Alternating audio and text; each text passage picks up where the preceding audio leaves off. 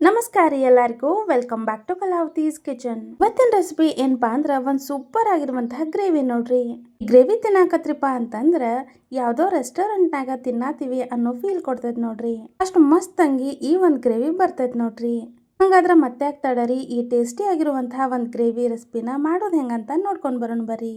ಈಗ ನೋಡ್ರಿ ಮೊದ್ಲಿಗೆ ನಾವಿಲ್ಲಿ ಒಂದ್ ಫ್ರೈಯಿಂಗ್ ಪ್ಯಾನ್ ನ ಬಿಸಿ ಮಾಡ್ಕೊಂಡಿವ್ರಿ. ಮತ್ತ ಅದಕ್ಕೀಗ 1 ಟೀ ಸ್ಪೂನ್ ಆಗೋಷ್ಟು ಎಣ್ಣೆ ಹಾಕೊಂಡಿವ್ ನೋಡ್ರಿ. ಮತ್ತೀಗ ಈ ಎಣ್ಣೆ ಬಿಸಿ ಆಗ್ತಿದ್ದಂಗ ಒಂದು ಉಳ್ಳಾಗಡ್ಡಿನ ಹಿಂಗ ಉದ್ದುದಕ್ಕೆ ಕಟ್ ಮಾಡಿ ಹಾಕೊಂಡಿವ್ ನೋಡ್ರಿ. ಈ ಉಳ್ಳಾಗಡ್ಡಿನ ಸ್ವಲ್ಪ ಚಲೋ ತಂಗಿ 1-2 ನಿಮಿಷದ ತನಕ ಫ್ರೈ ಮಾಡ್ಕೋಬೇಕಾಗತ್ತೆ ನೋಡ್ರಿ. ಈ ಉಳ್ಳಾಗಡ್ಡಿದು ಕಲರ್ ಚೇಂಜ್ ಆಗ್ಬೇಕು ಮತ್ತು ಸ್ವಲ್ಪ ಮೆತ್ತಗಾಗ್ಬೇಕು ನೋಡ್ರಿ, ಹಂಗ ಫ್ರೈ ಮಾಡ್ಕೋಬೇಕ್ರಿ. ಈಗ ಈ ಉಳ್ಳಾಗಡ್ಡಿ ಮೆತ್ತಗಾಗ್ತಿದ್ದಂಗ ಇದಕ್ಕೆ ನಾವು 2 ಟೊಮ್ಯಾಟೋನ ಹಿಂಗ ಉದ್ದುದಕ್ಕೆ ಕಟ್ ಮಾಡಿ ಹಾಕೊಂಡಿವ್ ನೋಡ್ರಿ. ಗ್ರೇವಿ ಸ್ವಲ್ಪ ಗಟ್ಟಿಯಾಗಿ ಬರ್ಬೇಕು ಮತ್ತು ಗ್ರೇವಿ ಟೇಸ್ಟ್ ಚಲೋ ಇರ್ಬೇಕು ಅನ್ನೋದಾದ್ರೆ 2 ಟೊಮ್ಯಾಟೋನ ಹಾಕೋರಿ. ಅಕಸ್ಮಾತ್ ನೀವು ಹುಳಿ ಜಾಸ್ತಿ ತಿಂತೀರಿ ಅನ್ನೋದಾದ್ರೆ ಇನ್ನೂ 1 ಟೊಮ್ಯಾಟೋನ ಹಾಕೋಬಹುದ್ರಿ. ಮತ್ತು ಇದ್ರ ಜೊತೆಗಿನ 1-2 ಹಸಿ ಮೆಣಸಿನ್ಕಾಯಿನೂ ಹಾಕೊಂಡು ಹಿಂಗೆ ಚಲೋ ತಂಗಿದನ್ನ ಫ್ರೈ ಮಾಡ್ಕೊಳತ್ತೀವಿ ನೋಡ್ರಿ. ಈ ಉಳ್ಳಾಗಡ್ಡಿ ಮತ್ತು ಟೊಮ್ಯಾಟೊ ಎರಡು ಸ್ವಲ್ಪ ಮೆತ್ತಗಾಗ್ಬೇಕು ನೋಡ್ರಿ, ಅಲ್ಲಿ ತನಕ ಹಿಂಗೆ ಫ್ರೈ ಮಾಡ್ಕೋಬೇಕ್ರಿ. ಈಗ ನೀವಿಲ್ಲಿ ನೋಡತ್ತಿರಲ್ರಿ ಹಿಂಗೆ ಉಳ್ಳಾಗಡ್ಡಿ ಮತ್ತು ಟೊಮ್ಯಾಟೊ ಎರಡು ಮೆತ್ತಗಾಗಿರ್ಬೇಕು ನೋಡ್ರಿ. ಮತ್ತು ಈಗ ಇದಕ್ಕೆ ನಾವು 3-4 ಲವಂಗ, 1 ಏಲಕ್ಕಿ ಮತ್ತು 4 ಕಾಳು ಮೆಣಸು, 1 ಇಂಚ್ ಆಗೋಷ್ಟು ಚಕ್ಕೆ, ಅದ್ರ ಜೊತೆಗಿನ 1 ಟೀ ಸ್ಪೂನ್ ಆಗೋಷ್ಟು ನಾವಿಲ್ಲಿ ಗಸಗಸಿ ಹಾಕೊಂತೀವಿ ನೋಡ್ರಿ. ಈಗ ಈ ಮಸಾಲ ಪದಾರ್ಥಗಳು ಅಷ್ಟೇ ರೀ 1-2 ನಿಮಿಷ ಆದರೂ ಚಲೋ ತಂಗಿದ್ರೊಳಗೆ ಫ್ರೈ ಆಗ್ಬೇಕು ನೋಡ್ರಿ. ಈಗ ಇದೆಲ್ಲಾನು ಚಲೋ ತಂಗ ಫ್ರೈ ಆದ್ಮೇಲೆ 5-10 ನಿಮಿಷ ಇದನ್ನ ತಣ್ಣಗಾಗಕ್ಕೆ ಬಿಡ್ಬೇಕು ನೋಡ್ರಿ. ಈಗ ನೋಡ್ರಿ ನಾವಿಲ್ಲಿ ಒಂದು ಮಿಕ್ಸರ್ ಜಾರ್ ತೊಗೊಂಡಿವ್ರಿ.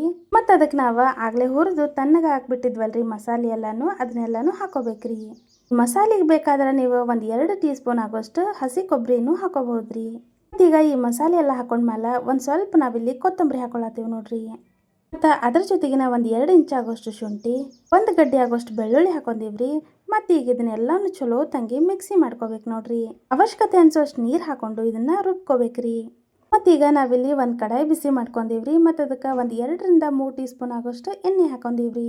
ಮತ್ತೀಗ ಈ ಎಣ್ಣೆ ಬಿಸಿ ಆಗ್ತಿದ್ದಂಗೆ ಈಗ ಇದಕ್ಕೆ ನಾವು ಒಂದು ಪಲಾವ್ ಎಲೆನ ಹಿಂಗೆ ಕಟ್ ಮಾಡ್ಕೊಂಡಿವ್ರಿ. ಮತ್ತು ಸ್ವಲ್ಪ ಜೀರಿಗೆ ಮತ್ತು ಸ್ವಲ್ಪ ಶಾಜೀರಿಗೆ ಹಾಕೊಂಡಿವಿ ನೋಡ್ರಿ. ಈಗ ಇದನ್ನೆಲ್ಲಾನು ಎಣ್ಣೆಗೆ ಹಾಕೊಂಡು ಚಲೋ ತಂಗಿ 1-2 ನಿಮಿಷ ಫ್ರೈ ಮಾಡ್ಕೋಬೇಕು ನೋಡ್ರಿ. ಮತ್ತು ಹಿಂಗೆ ಫ್ರೈ ಮಾಡ್ಕೊಂಡ್ಮೇಲೆ ಈಗ ಇದಕ್ಕೆ ನಾವು ಒಂದು ಉಳ್ಳಾಗಡ್ಡಿನ ಹಿಂಗೆ ಸಣ್ಣಕ್ಕೆ ಕಟ್ ಮಾಡ್ಕೊಂಡು ಹಾಕೊಳತ್ತೀವಿ ನೋಡ್ರಿ.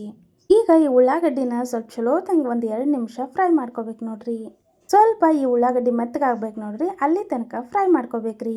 ಮತ್ತೀಗ ಈ ಉಳ್ಳಾಗಡ್ಡಿ ಚಲೋ ತಂಗ ಫ್ರೈ ಆದ್ಮೇಲೆ ನಾವು ಇದಕ್ಕೆ ಆಗಲೇ ರುಬ್ಬಿಟ್ಕೊಂಡಿದ್ವಲ್ರಿ ಮಸಾಲೆ, ಅದನ್ನೆಲ್ಲಾನು ಹಾಕೊಂಡಿವ್ರಿ. ಮತ್ತೀಗ ಈ ಮಸಾಲೆ ಹಾಕೊಂಡ್ಮೇಲೆ ಇದಕ್ಕೆ 1-2 ಚಿಟಿಕೆ ಆಗೋಷ್ಟು ಅರಿಶಿನ ಪುಡಿ ಮತ್ತು 1-2 ಚಿಟಿಕೆ ಆಗೋಷ್ಟು ಗರಂ ಮಸಾಲ ಮತ್ತು 1 ಟೀ ಸ್ಪೂನ್ ಆಗೋಷ್ಟು ನಾವಿಲ್ಲಿ ಚಿಕನ್ ಮಸಾಲ ಹಾಕೊಂಡಿವಿ ನೋಡ್ರಿ. ಮತ್ತೀಗ ಅದ್ರ ಜೊತೆಗಿನ 1/2 ಟೀ ಸ್ಪೂನ್ ಆಗೋಷ್ಟು ಮಸಾಲೆ ಖಾರ, 1/2 ಟೀ ಸ್ಪೂನ್ ಆಗೋಷ್ಟು ಅಚ್ಚ ಖಾರದ ಪುಡಿ ಮತ್ತು ರುಚಿಗೆ ತಕ್ಕಷ್ಟು ಉಪ್ಪನ್ನು ಹಾಕೊಂಡಿವಿ ನೋಡ್ರಿ. ಈಗ ಈ ಎಲ್ಲ ಡ್ರೈ ಮಸಾಲ ಹಾಕೊಂಡ್ಮೇಲೆ ಚಲೋ ತಂಗಿದನ್ನ ಮಿಕ್ಸ್ ಮಾಡ್ಕೊತ 1-2 ನಿಮಿಷ ಆದರೂ ಫ್ರೈ ಮಾಡ್ಕೋಬೇಕು ನೋಡ್ರಿ. ಹಿಂಗೆ ಫ್ರೈ ಮಾಡ್ಕೊಳ್ಳೋದ್ರಿಂದ ನಾವು ರುಬ್ಬಿ ಹಾಕೊಂಡಿವಲ್ರಿ ಮಸಾಲೆ, ಅದ್ರ ಜೊತೆಗೆ ಈ ಎಲ್ಲ ಪುಡಿ ಮಸಾಲೆಗಳು ಹೊಂದ್ಕೊತಾವ್ರಿ.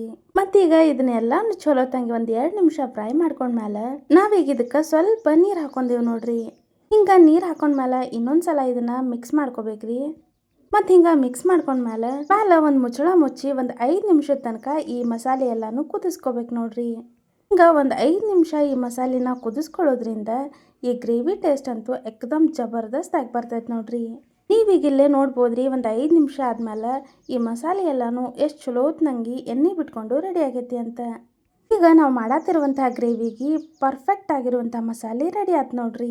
ಮತ್ತೀಗ ರೆಡಿ ಆಗಿರೋ ಈ ಮಸಾಲೆಗೆ 1 ಕಪ್ ಆಗೋಷ್ಟು ನಾವಿಲ್ಲಿ ಮೆಂತ್ಯ ಪಲ್ಯ ಹಾಕೊಳತ್ತೀವಿ ನೋಡ್ರಿ. ಮತ್ತು ಅದ್ರ ಜೊತೆಗಿನ 1 ಕಪ್ ಆಗೋಷ್ಟು ನಾವಿಲ್ಲಿ ಹಸಿ ಬಟಾಣಿನೂ ಹಾಕೊಳತ್ತೀವಿ ನೋಡ್ರಿ. ಮತ್ತೀಗ ಇದಕ್ಕೆ 3 ಬಟಾಟೆ ಹಿಂಗೆ ಕುದಿಸ್ಕೊಂಡು ಹಾಕೊಳತ್ತೀವಿ ನೋಡ್ರಿ. ಈ ಕುದಿಸಿರುವಂಥ ಬಟಾಟಿನ ಸಿಪ್ಪಿ ತೆಗೆದು ಸಣ್ಣಕ್ಕೆ ಕಟ್ ಮಾಡ್ಕೊಂಡು ಹಾಕೊಂಡಿವಿ ನೋಡ್ರಿ.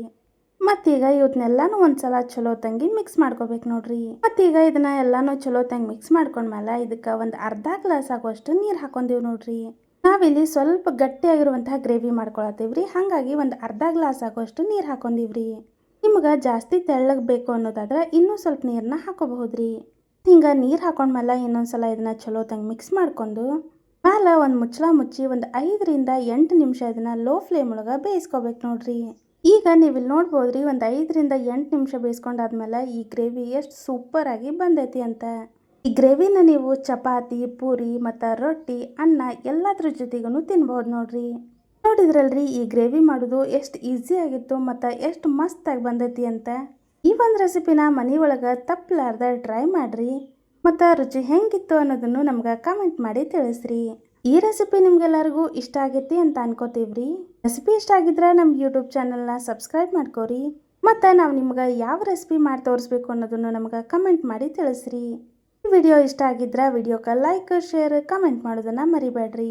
ಅಷ್ಟೇ ಅಲ್ರಿ, ಈ ಒಂದು ರೆಸಿಪಿ ನೋಡಿದ್ದಕ್ಕೆ ಧನ್ಯವಾದಗಳ್ರಿ.